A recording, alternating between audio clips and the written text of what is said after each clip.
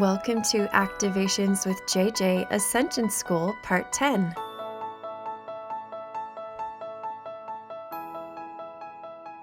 Hello, my friends. Welcome to this 10th episode of my Ascension School series. I cannot believe I've done 10 of these already. I feel like I could probably spend many more episodes talking about the things that we discuss on this series, but I may have to end it and start something new because when I get that itch, I just know Spirit's drawing me to do something different. Now, speaking of something different, I actually have a really exciting announcement for you. It is time sensitive, but for those of you who've been listening for a while, you know I have our 2222 mini sessions coming up. And that is not the new news that I have. That is not the something different that Spirit led me to do. So as I was approaching the 22222, I had a friend share some information with me about 222 and the portal. And as you know, these numbers are super significant. This is going to represent a portal, just like we go through the 1111 portal and harness that energy. Those of you who gathered with me on the 1111 portal and on the 1212 portal, those were amazing.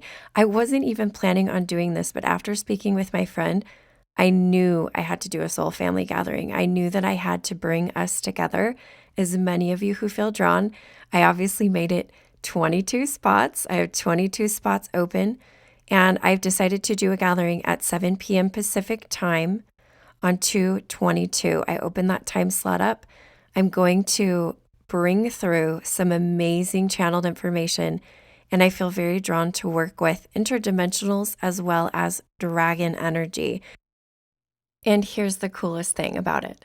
I am actually going to offer to every single person who attends that particular gathering a special personalized light language activation in the form of an MP3 that they can listen to anytime just for participating in that gathering. So it's kind of a package deal. You book the gathering, you get this personalized activation after you do the gathering. My intention with that activation is to help you integrate the energies that you experience during the 2/22/22 portal, specifically that your physical body will be assisted in integrating those energies. So it's kind of something I love doing. I love being able to create these personalized activations. So if that resonates with you and you would like to join us, I have a special link below that you can click on, hop on, and get registered for that gathering. If you've never been to a gathering, wow. They're super, super powerful. In addition, I do have a few spots open for my 222 mini sessions, so don't forget to click on those links down there. And I cannot wait to see you on 2/22/22. All right, I do have really awesome information today. We will be talking about the ascension of Mother Earth, the ascension of Gaia, and we're talking about the planetary ascension here. As you know, many of us are on that track. We're on our path and on our journey. And lots of people are talking about the new earth, how it's come, when it's come, if it's come. In fact, I talk about that in my most recent ascension message. So you may want to just look back a few episodes here and you'll see that I published that one. But interestingly enough, I wanted to make sure I took a second and talked about a few other people's opinions regarding the ascension of Gaia. And of course, as you know, my go-to right now, I'm kind of in this phase, and I tend to take out my Sal Rochelle books. This one is Earth Changes and Beyond, Messages from the Founders. The link is below. And I pull information from there because it's just a starting point for me. As you know, many of you have lots of different opinions, have read lots of different things about what the new earth is and whether it's here or whether it's coming. And I would love to hear what you have to say or what you've learned just in the comments section of the YouTube video. Or if you want to send me an email, I'm happy to hear from you. So moving right on to Sal Rochelle and what he has to say about the new earth, what it means. So I love his explanations because he kind of takes a big picture, and obviously he's channeling the founders, but he kind of takes a step back and gives a big picture for it. And so I want to start off with what he talks about there. He says, at this time, your earth is being moved into fourth density status. Now, This was published a while ago, but I believe that this still applies. He continues to say, it is becoming a fourth density world, and after approximately the year 2030 on your timeline, your planet will be officially designated a fourth density world.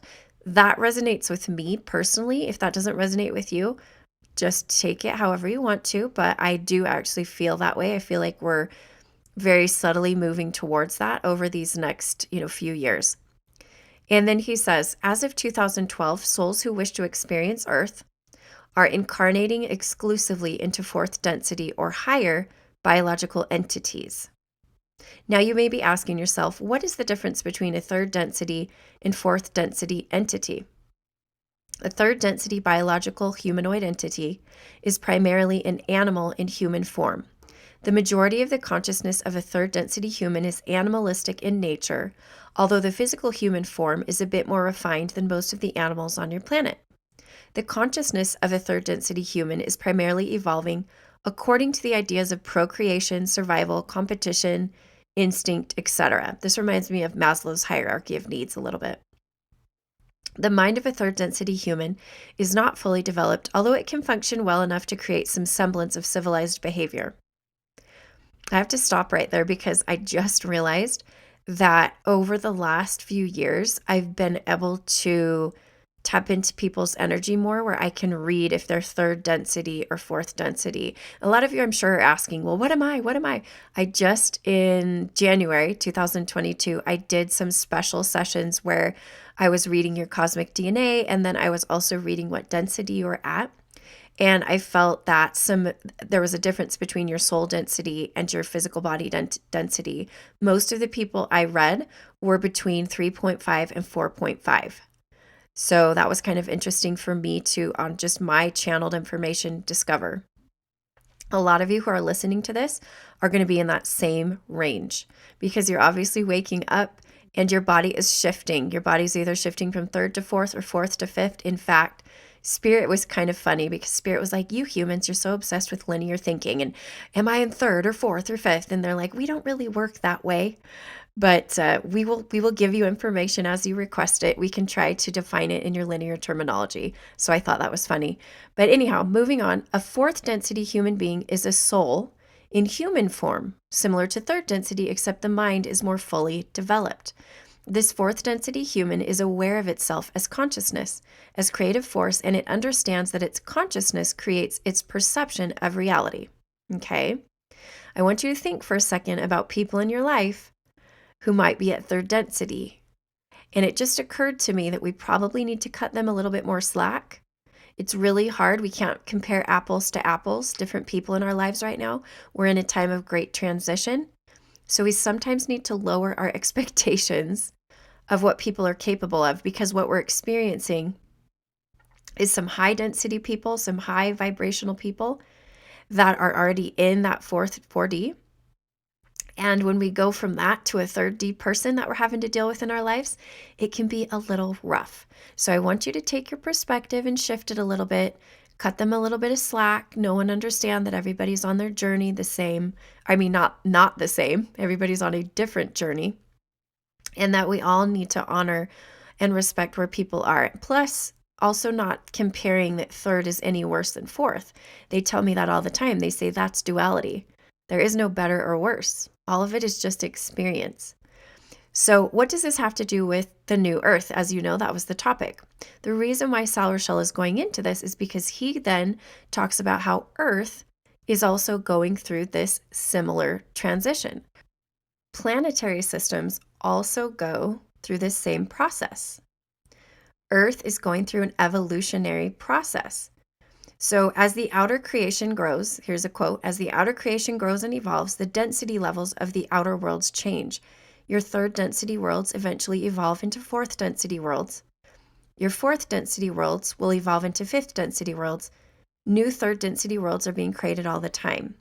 Okay, now by third density, in this case, they say, we are including first and second densities as well, because you will find that a first density world will eventually evolve planet life and become second density, and in time, a second density world will evolve animal life and become third density.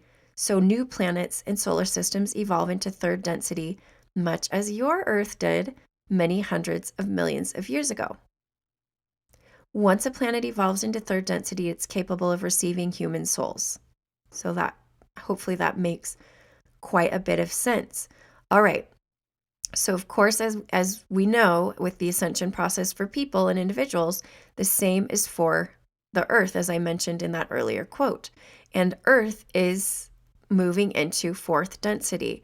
One of the really interesting things that the book says is that it is a very unique time for Earth. There are only a few planets in your galaxy that are going through a similar process at this time. Some of your teachers have suggested that there are 12 such planets in the Milky Way. In reality, there are about 123 that we are aware of going through similar processes to Earth's. When you consider that there are millions of planets with intelligent life in your galaxy, that is a very small number. And so, indeed, what is happening on Earth is very, very special. I just thought that was kind of an interesting thing to point out, something to think about. It's really interesting how specific they are about that number. This is the founders that Sal Rochelle is channeling. All right, I'm going to skip forward in the book, and there's just some different chapters, and I kind of just pick and chose what I wanted to say. But then they talk about specific changes to our solar system, okay? And they talk about some of the things we'll see on the planet with the sun. I know a lot of you have been tapping into the suns, and there's 3 suns, and there's the great central sun, and there's all kinds of things going on as our galaxy actually moves through its ascension.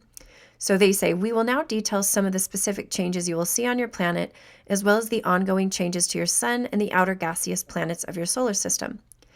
The information we are giving in this section can be easily verified by studying the scientific data gathered by your researchers. While we do not give much credit to your governments in general, they are playing a helpful role in disseminating some of this information. First, we have changes to Earth's electromagnetic fields. Please recall that your physical north and south poles are not the same as your electromagnetic north and south poles. The rotation of your Earth, although it has an effect on the electromagnetic fields of your Earth, is completely different from the movement of the polarities. Approximately every 680,000 years, as documented by many of your scientists, the electromagnetic polarities of the Earth reverse themselves. In essence, the north magnetic pole becomes the south magnetic pole, and the south magnetic pole becomes the north magnetic pole. Meanwhile, your Earth continues to rotate as usual with no significant speeding up or slowing down of its rotation. Nor does the rate of tilt of the axis change very much during these electromagnetic shifts. The angle of tilt of the axis is important, however, because of the precessional alignment that greatly augments the effects of the galactic shift. Each time the axis aligns with the quasars near the center of the galaxy, the region of space through which the energy bursts are transmitted varies slightly. If you cut the galaxy up into 360 degrees by making a circle around the spiral arms, and then divide 360 by approximately 9,000, which is the number of precessional alignments during one revolution of the solar system around the central sun of the galaxy, you have the difference in position of the solar system with respect to the central sun between each precessional cycle. This partially explains why some of the precessional alignments cause a complete pole reversal, while others cause only a small shift in the location of the electromagnetic poles. In the current precessional cycle that peaked on December 21st, 2012, the poles shifted significantly but did not reverse themselves completely. Okay, I'm going to stop right there. I know that's a lot. It's a lot. I want you to just surrender a little bit to the information. Know that you can take what you want, glean what you want from this. But as you know, the December 21st, 2012 was very significant. A lot of people thought it was going to be the end of the world, quote unquote, the end of the world, according to the Aztec calendar. And I remember that Sal Rochelle said he even predicted some things that didn't happen. And he talked about there not being enough critical mass to make happen what was going to happen. But I also have heard people say, we did hit critical mass enough to just avoid being destroyed completely.